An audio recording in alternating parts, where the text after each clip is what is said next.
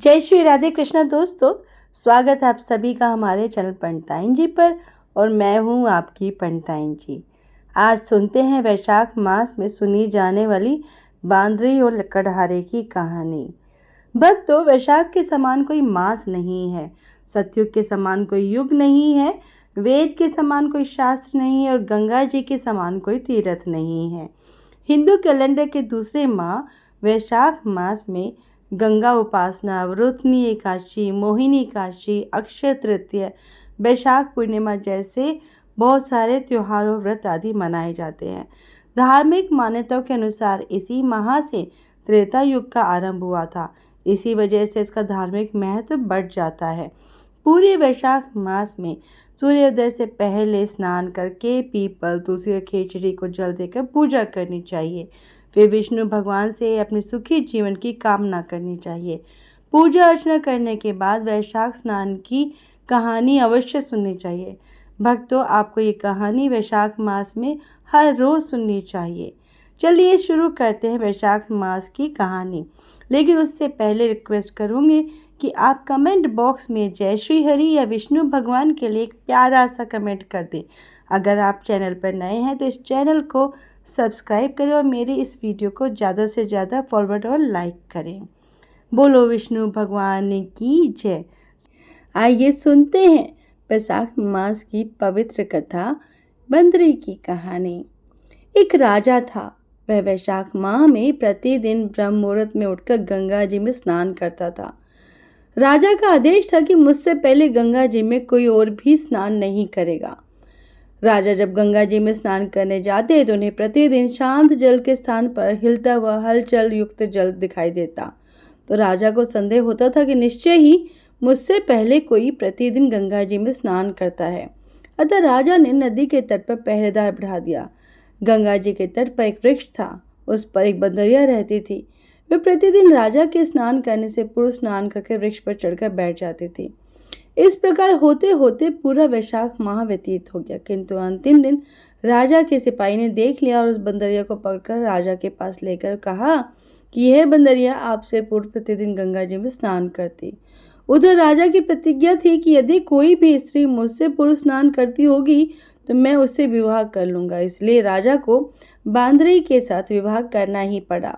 वैशाख स्नान के पुण्य से बंदरी के गर्भ ठहर गया। 9 मास पूर्ण होने पर बंदरी ने राजा से पूछा कि शिशु जन्म के समय मुझे क्या करना चाहिए। तब राजा ने महल में एक घंटी लगवा दी और बंदरी से कहा कि जब तुम्हें दर्द हो तो उसे बजा देना, मैं संपूर्ण प्रबंध कर दूंगा। राजा की अन्य रानियां भी थीं, उनकी कोई संतान नहीं थी। बांदरी को गर्भ है यह समाचार जानकर अन्य रानियां मन ही मन बांदरी से ईर्ष्या करने लगी और भावी संतान का नाश करने हेतु विभिन्न योजनाएं बनाने लगी। घंटी लगी देखकर एक दिन रानी ने बंदरी से इसका कारण पूछा। बंदरी ने संपूर्ण वृतांत बता दिया। रानी ने बेकाया कि एक बार घंटी बजाकर देख तो ले कि राजा आते हैं या नहीं। बंदरी ने घंटी बजाई तो राजा दौड़े दौड़े महल में आए और घंटी बजाने का कारण पूछा। इस पर बंदरी ने उत्तर दिया कि मैंने तो रानियों के कहने पर घंटी बजाई थी। तब रानियों ने राजा से कहा कि यह तो पशु है और ना जाने कितनी बार घंटी बजाएगी। इस प्रकार कहकर उन्होंने घंटी को हटवा दिया। कुछ दिनों के बाद बांदर के शिशु जन्म का समय आया तो उसने अन्य रानियों से पूछा कि मैं क्या करूं। तब रानी ने कहा कि तुम आंखों पर पट्टी बांधकर सो जाओ। बंदरी के वैशाख माह के स्नान के पुण्य प्रताप से रूप में एक सुंदर पुत्र का जन्म हुआ। शिशु के जन्म होते ही उसके रोने से पूर्व ही रानियों ने उसे एक टोकरी में रखकर दासी को दे दिया और आदेश दिया कि इसे नदी में बहाकर ले जाओ और उस स्थान के स्थान पर एक पत्थर रख दिया। राजा को भी कहलवा दिया कि बंदरी ने एक पत्थर को जन्म दिया है। राजा ने सुना तो उन्हें भी संतोष कर लिया कि जब दूसरी रानियों की संतान नहीं तो यह तो बंदरी है, इसके क्या संतान होगी। उधर दासी ने उस सुंदर शिशु को नदी में न बहाकर कुम्हार के घर में रख दिया और दूसरे दिन कुम्हार कुम्हारिन खंदन में आए तो वहां एक सुंदर शिशु को रोते हुए देखा। कुम्हार कुम्हारिन भी निसंतान थे। उन्होंने उस शिशु को अपने लिए भेजी गई भगवान की भेंट माना और बड़े प्रेम से उस बालक का पालन पोषण करने लगे। कुछ बड़ा होने पर बालक को यह ज्ञात हुआ कि वह तो रानी बंदरी का पुत्र है जिसको रानियों ने मरवाना चाहा था। एक दिन में बालक कुम्हार के बनाए हुए मिट्टी के हाथी घोड़े लेकर पनघट पर जा बैठा। और दासियों को देखकर कहने लगा कि आओ रे मेरे मिट्टी के हाथी घोड़े पानी पियो। जब दासियों ने यह बात सुनी तो वे हंसने लगे और बोली, अरे मूर्ख, कभी मिट्टी के हाथी घोड़े भी पानी पीते हैं क्या? इस पर उस बालक ने कहा कि कभी बंदरे के भी पत्थर जन्म लेता है क्या? उस बालक की यह बात दासियों ने जाकर महल में कही। तब रानियों ने दूसरे दिन विष मिलाकर लड्डू भेज दिए। ईश्वर की कृपा से लड्डू गोंद और बादाम के हो गए और लड्डू को खाने से उस लड़की की मृत्यु नहीं हुई। यह समाचार दासी ने रानी को कहा और रानी ने राजा से कहकर कुम्हार को देश निकलवा दिया और कुम्हार वन में रहने लगा। तत्पश्चात अगले वर्ष चित्र माह में माता गणगौर के पूजन का दिन आया तो वह बंदरी का पुत्र 108 करवे और 108 गोली लेकर तथा घड़े में पानी भरकर बगीचे के बाहर बैठ गया। उधर राजा की और साहूकार की पुत्रियां गणगौर बनाने के लिए मिट्टी लेने के लिए आई तो और बगीचे में खेलने और झूलने लगी। इस कारण कुछ समय बाद उन्हें प्यास लगी। तब उन्होंने उस बंदरे के पुत्र से जल पिलाने के लिए कहा तो उस बालक ने उत्तर दिया कि मेरे पास एक गोली है, उसे खाते जाओ और मेरी चारों ओर फेरे लगाते जाओ, तब मैं तुम्हें जल पिलाऊंगा। इस पर तो पहले तो कन्याओं ने मना किया, किंतु प्यास बहुत ज्यादा होने के कारण मान गई। इस प्रकार गोली खाने और उस युवक के साथ फेरे लेने से वह गर्भवती हो गई। बाद में जब उनके माता पिता को यह ज्ञात हुआ तो वह सभी कुम्हार के पास आए और संपूर्ण वृतांत सुनाया और कहा कि तेरे पुत्र ने हमारी कन्याओं से विवाह किया है, अब तुम्हें इन्हें अपने पास रखना होगा। तब कुम्हार ने निर्धन होने के कारण असमर्थता व्यक्त की कि 2 कन्याओं के माता पिता ने बहुत सारा धन देकर अपनी कन्याओं के साथ कुम्हार के घर विदा किया और कुम्हार के घर 108 बहुएं आ गई और कालांतर में उनके 108 ही पोते हो गए। कुम्हार ने समस्त नगरी को भोजन हेतु निमंत्रण दिया और राजा को भी बुलवा दिया। राजा के यहाँ से रानी बंदरे के अतिरिक्त सब भोजन हेतु पधारे। तब राजकुमार राजा की आज्ञा लेकर बंदरे को लेने रथ पालकी लेकर गया और लाकर सभा में सबसे ऊंचे सोने के आसन पर बिठाया। राजकुमार ने अपनी सभी पत्नियों को समझा दिया था कि बंदरी मुझे जन्म देने वाली माता है। एक एक बहू रानी बंदरी के चरण स्पर्श करती गई और एक एक सोने का सिक्का और पोते को गोद में देती गई। जब राजा और अन्य रानियों ने यह सब देखा तो कुम्हार के पुत्र से इसका कारण पूछा। रानियों को तो संदेह होने लगा था कि यह अवश्य ही बंदरे का पुत्र है, इसलिए रानी सब रूठ कर राजा को कहने लगी, कुम्हार के पुत्र ने हमारा अपमान किया है और बंदरे का सम्मान किया है, अतः अब हम लौट कर जा रही हैं।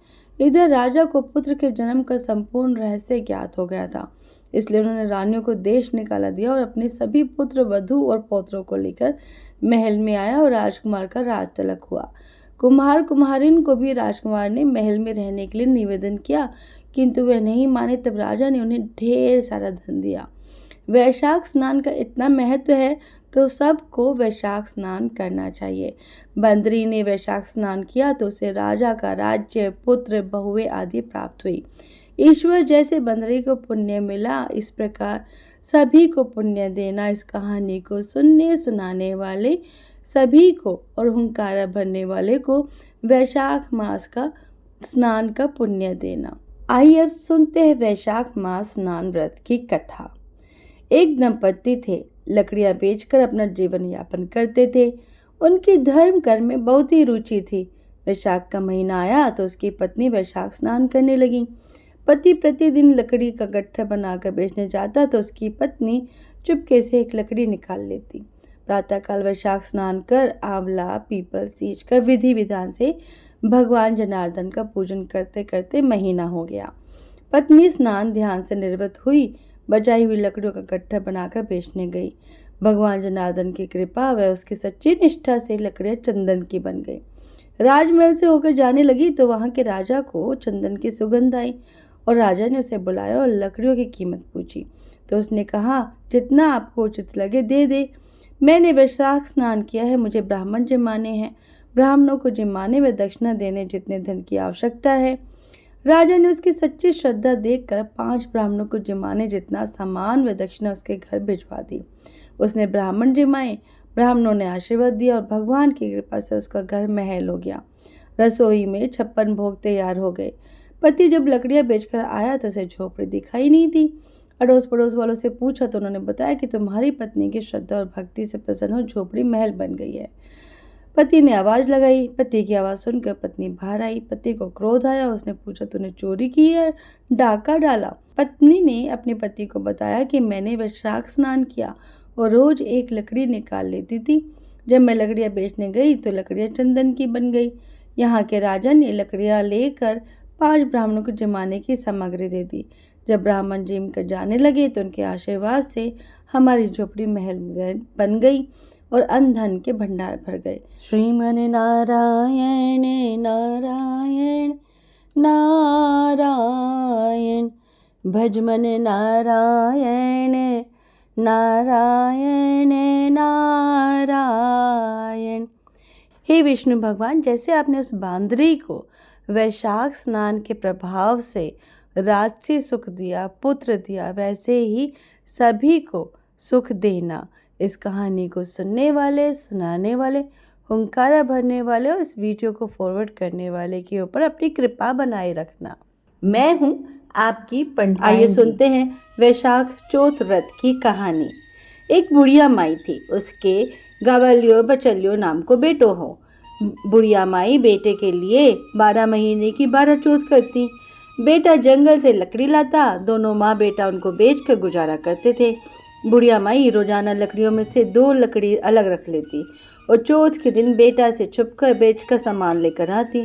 फिर 5 चूरमे के पिंड बनाती। एक बेटा ने खिलाती, एक आप खाती, एक चौथ माता के चढ़ाती व 2 बांट देती। एक चौथ के दिन बेटा अपनी पड़ोसन के घर गया। उसने चूरमा के लड्डू बना रखे थे तो उसने पूछा कि आज क्या है? सोते चूरमा बनाया है। पड़ोसन बोले कि मैंने तो आज ही बनाया है, तेरी माँ तो हर चौथ के दिन बनावे है, तुमको आज दिया था क्या? बेटा बोला, दिया तो था। पड़ोसन बोले कि तुम लकड़ियाँ लेकर आते हो जिसमें से तेरी माँ छुपा कर बेच कर चूरमा बनावे है। बेटा माँ के पास गया, बोला कि मैं तो इतनी मेहनत से लकड़ियाँ लेकर आता हूँ, तुम चूरमा करके खाती हो, तुम मुझको छोड़ दो या चौथ माता को। तो बुढ़िया बोली, बेटा मैं तो तेरे लिए ही व्रत करती हूँ, सो तुमको भले ही छोड़ दूँ लेकिन चौथ माता को नहीं छोड़ सकती। तब बेटे ने घर छोड़ने का फैसला किया तो माँ बोली कि तुम जा तो रहे हो लेकिन मेरे हाथ का ये आखा लेकर जा, तेरे ऊपर से जो भी संकट आएगा चौथ माता के नाम पर इन्हें पुआर देना, संकट दूर हो जाएगा। बेटे ने सोचा कि तो झूठी बात लेकिन बात रखने के लिए ले लिया। घर से चला, थोड़ी दूर गया होगा कि देखता कि खून की नदी बह रही है, किधर से भी रास्ता नहीं था। तब उसने माँ के दिए आखा पुआर के बोला कि हे चौथ माता, अगर ये नदी सूख कर रास्ता हो जाए तो तुम सच्ची हो। इतने में ही नदी सूख कर रास्ता हो गया। थोड़ा आगे चलने पर रात होने लगी और सुनसान जंगल आ गया। तब आखा पुआर के बोला कि हे चौथ माता, मैंने रास्ता मिल जावे, नहीं तो ये जानवर मुझे खा जाएंगे। इतने में ही रास्ता मिल गया। आगे एक राजा की नगरी में गया। राजा हर महीने एक आदमी की बलि देता था। वह एक बुढ़िया के घर में गया तो देखता कि बुढ़िया माई रोटी बनाते हुए रो रही थी। तब उसने पूछा कि माई तुम रो क्यों रही हो? बुढ़िया बोली कि मेरे एक ही बेटा है और आज वो राजा की बलि चढ़ जाएगा, मैं तो ये रोटी उसके लिए बना रही हूँ। वो बोला कि माई ये रोटी मुझे खिला दो, मैं तेरे बेटे के बदले चला जाऊँगा। माई बोली, रोटी खिला दूंगी लेकिन तुझे कैसे भेज दूं?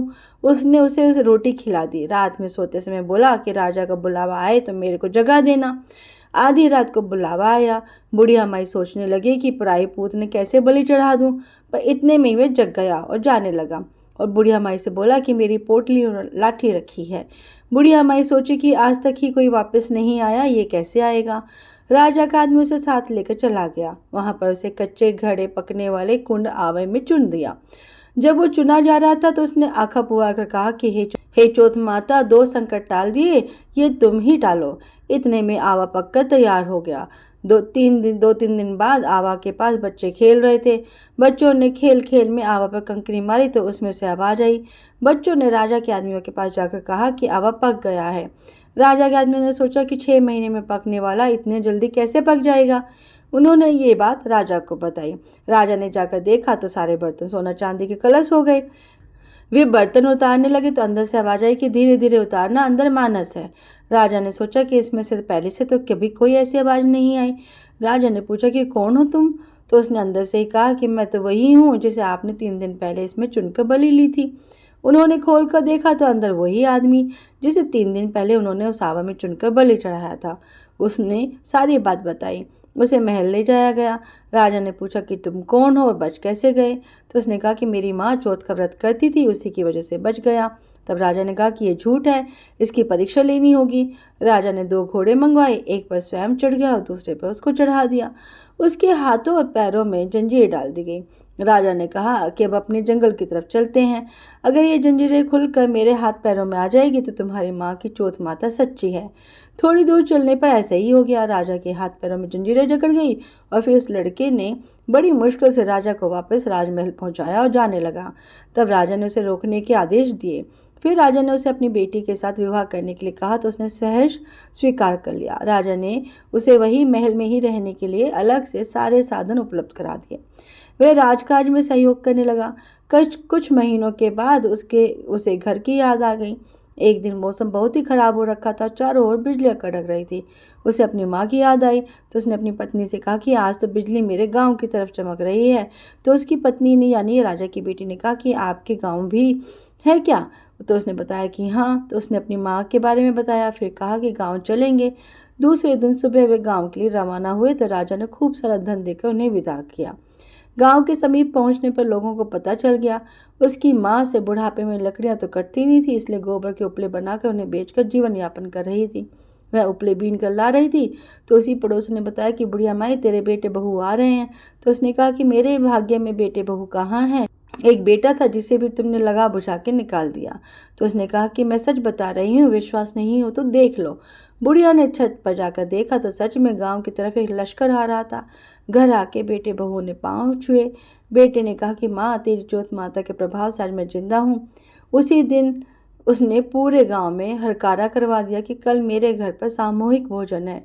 दूसरे दिन सबको भोजन करने के बाद खूब सारे उपहार देकर कहा चौथ माता का व्रत करें। चौथ माता जैसा उस बुढ़िया माई और उसके बेटे को संकट से बचाया वैसे सबको बचाना। कहानी सुनने वाले, सुनाने वाले, हुंकारा भरने वाले और इस वीडियो को फॉरवर्ड करने वाले और उनके परिवार को सबकी रक्षा करना। जय चौथ माता। दोस्तों, जैसे हमारे दादा दादी के समय में हर त्योहार और व्रत कथा सुनाने के लिए पंडिताइन जी होती थी, ठीक उसी तरह से मैं हूँ आपकी ऑफिशियल पंडिताइन जी। हमारे इस चैनल पर आपको मिलेगी हर व्रत त्योहार की कथा, पूजा विधि और विशेष उपाय। जैसे हर कथा के अंत में पंडित जी को दक्षिणा दी जाती है, वैसे ही आप भी दक्षिणा में मुझे थोड़ा सा प्यार और मेरी हर वीडियो को एक लाइक और शेयर कर दीजिएगा। अगर आप इस चैनल पर नए हैं तो इस चैनल को सब्सक्राइब जरूर कीजिएगा।